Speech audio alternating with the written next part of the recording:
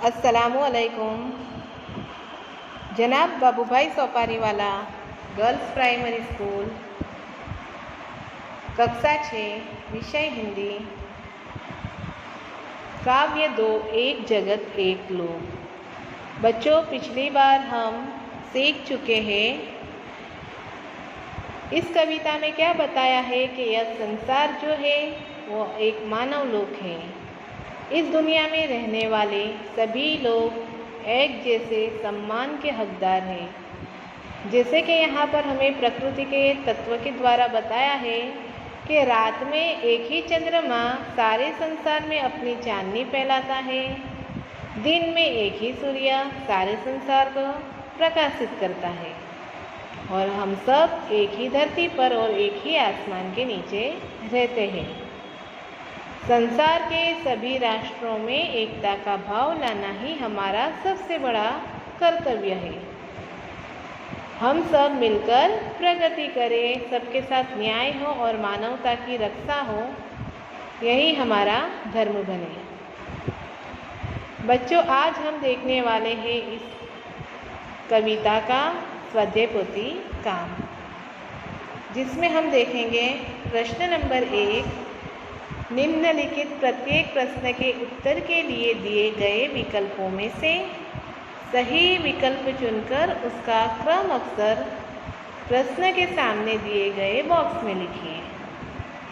जिसमें पहला सवाल है, हम सबका जीवन खाली जगह की कहानी है।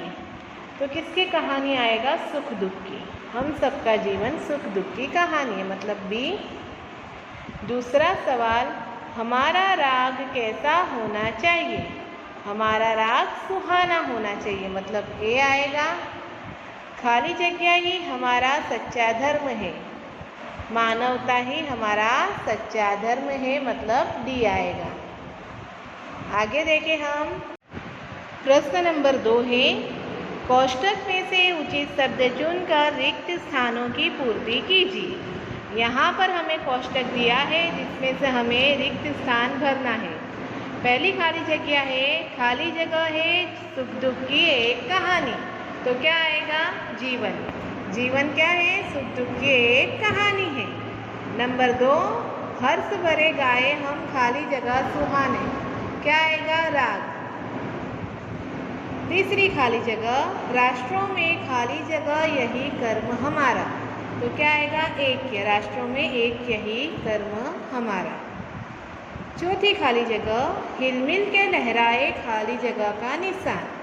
किसका निशान? विश्व शांति का निशान। हम सबके खून का खाली जगह एक जैसा है। हम सबके खून का रंग जो है वो एक जैसा है, मतलब आएगा रंग। आगे हम देखें प्रश्न 3, सही वाक्यांश सुनकर विधानों को पूर्ण कीजिए। यहाँ हमें विधानों को पूरा करना है। पहला सवाल है, हम सब मिलजुल कर, क्या आएगा? विश्व शांति का झंडा लहराए, मतलब क। हम सब मिलजुल कर विश्व शांति का झंडा लहराए। दूसरा सवाल, प्रकृति के लोगों में भेदभाव नहीं करती। प्रकृति लोगों में भेदभाव नहीं करती, इसलिए वह सबको हवा, पानी और प्रकाश देती है। ब आएगा। वह सबको हवा, पानी और प्रकाश देती है। आगे नंबर 3, यह सारा संसार क्या है? एक मानव लोक है, मतलब अ आएगा। यह सारा संसार एक मानव लोक है। आगे देखें हम प्रश्न 4, निम्नलिखित प्रश्नों के उत्तर एक एक वाक्य में लिखिए। पहला सवाल है, हमारा जीवन क्या है?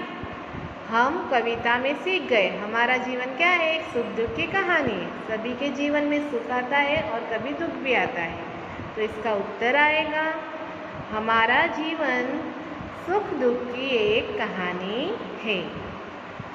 दूसरा सवाल, हम कैसे तराने गाएंगे? हम मानव जाति की समता और ममता के तराने गाएंगे। कैसे तराने आएंगे? समता और ममता के। आगे नंबर 3, हमारा कर्म क्या है? विश्व के सभी राष्ट्रों में एकता बनाए रखना ही हमारा कर्म है।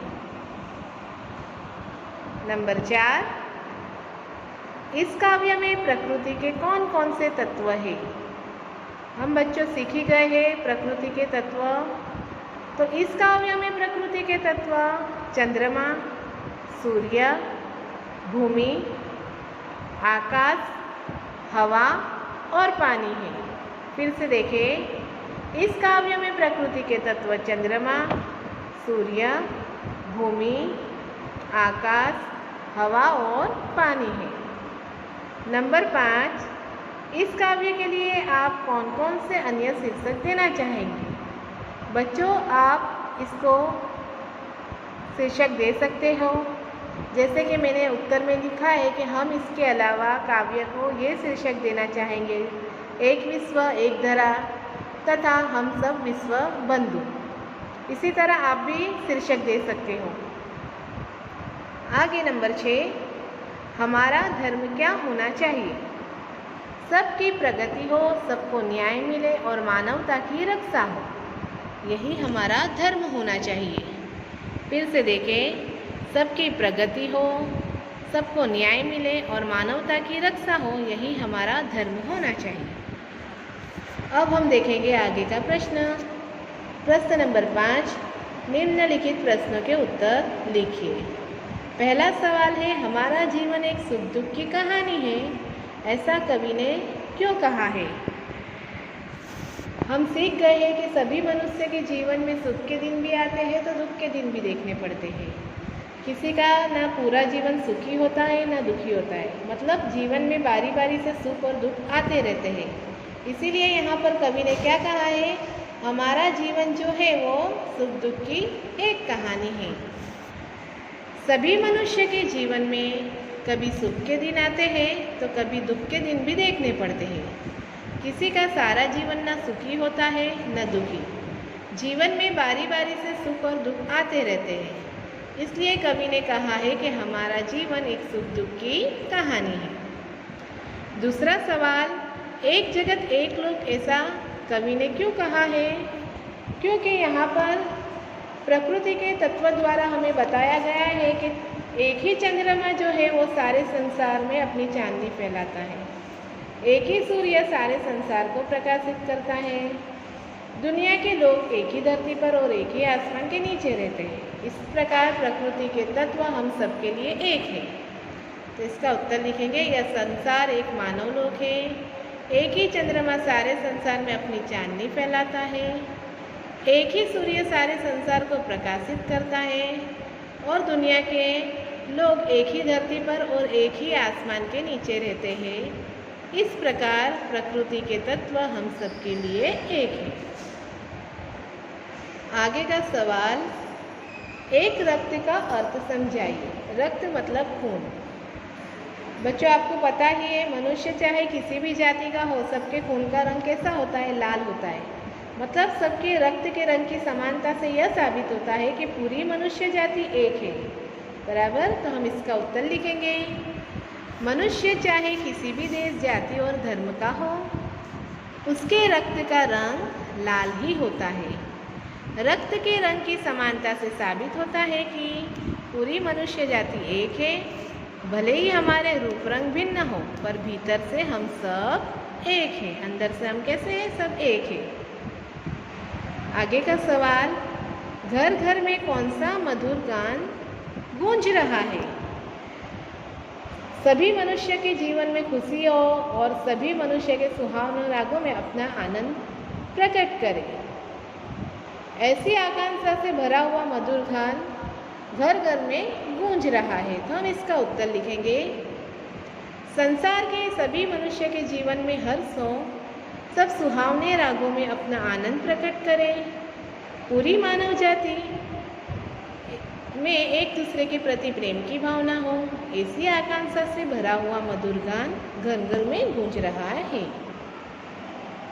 आगे का सवाल, सभी नदियाँ अलग अलग हैं, फिर भी कवि क्यों कहते हैं एक ही पानी। सभी नदियों की वैज्ञानिक संरचना कैसी है बच्चों? एक जैसी है।